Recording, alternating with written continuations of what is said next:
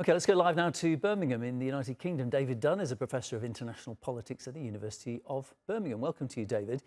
What a week it's been. Long time in politics, they say. So Biden calls President Zelensky President Putin. Donald Trump's almost assassinated. From your experience, can you remember such a chaotic build-up to an election? This has been just remarkable. The number of unprecedented events and happenings and situations is incredible. And in fact, we have 4 months yet to go. So who knows what is around the corner? The Democrats still perhaps haven't decided finally whether Biden will be their candidate.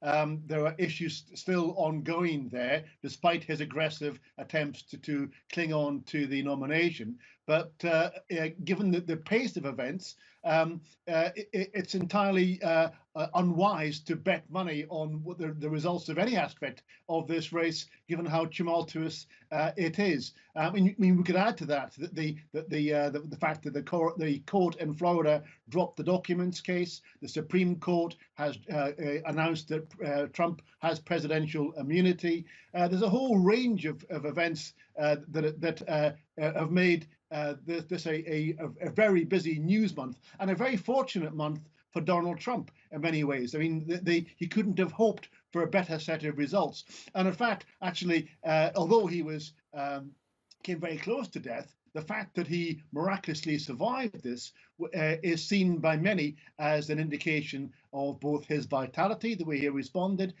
or indeed for some of the Christian right, that he is in some ways divinely chosen to be the candidate, and his survival was an act of God. He certainly has claimed that as part of his campaigning in response to that event.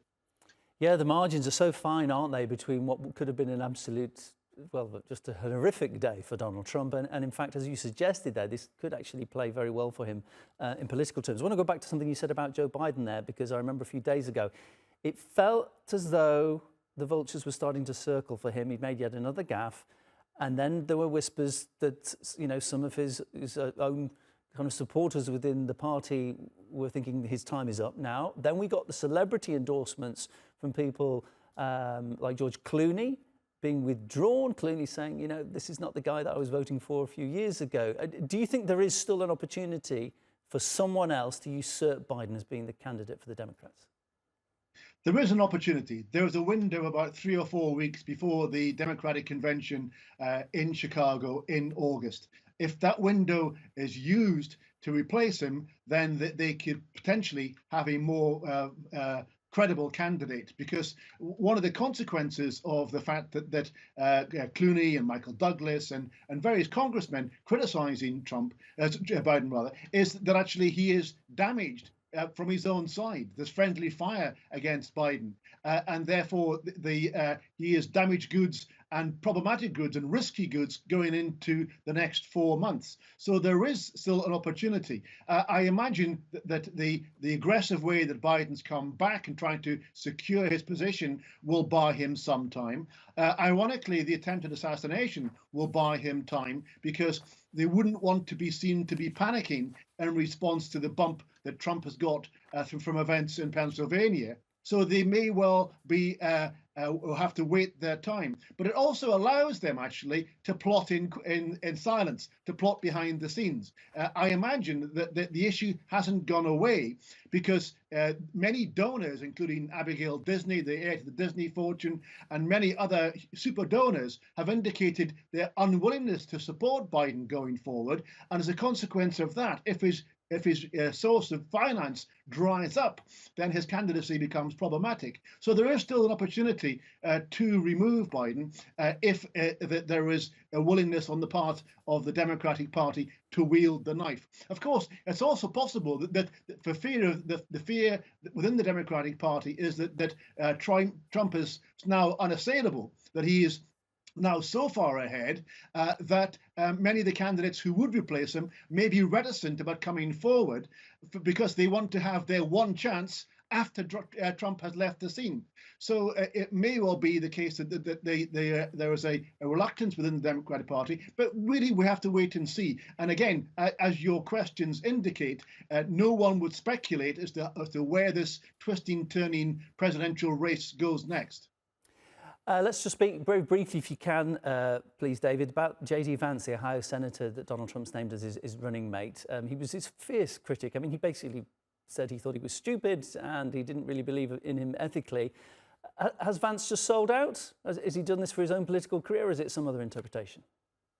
I think actually, if you look where Vance has come from a first-term senator of 2 years to being vice presidential nominee for the Republican Party, he has come a colossal distance in a very short way. And he's come that distance by virtue of the fact that he has offered fealty. He has offered to actually succumb to the wishes of Donald Trump, seeking first his endorsement and then actually supporting him on every issue. And what that does is advance his career spectacularly. Now, you may wonder what sort of journey he has come on and why he's come on that journey, and many would certainly see it as a very opportunist thing to have done. But what we have now is a situation whereby Trump has chosen the candidate for vice president who is the most alike politically. He's an extreme populist, he's an extreme isolationist, he's anti-NATO, he's anti-Ukraine, he's protectionist, he is anti-immigrant, and all those things play well with the MAGA agenda. And as far as Trump's concerned, he sees him as his heir apparent. He's also very good friends with Trump's son, Donald. Some people have speculated that actually there is a plan here to actually have Vance replace him and have Donald on as his vice president nominee on the ticket after Trump in 4 years' time. So David, I apologise. We'll have to wrap it up there. But yeah, it sounds like you're describing Donald Trump light there in JD Vance. Appreciate that analysis. Indeed. Very much. David Dunn, Professor of International Politics at the University of Birmingham.